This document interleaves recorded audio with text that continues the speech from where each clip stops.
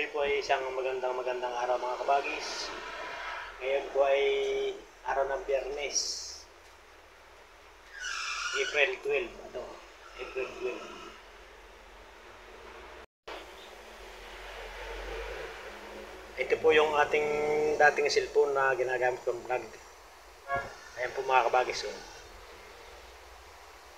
Hindi siya ma-slide. Oh. Yan. Kaya matagal-tagal po tayong walang na-upload. Kaya po binilhan tayo ni Mrs. ng panibagong cellphone. Nabubuhay po siya. Oh. Yan. Nabubuhay siya pero hindi siya ma-slide.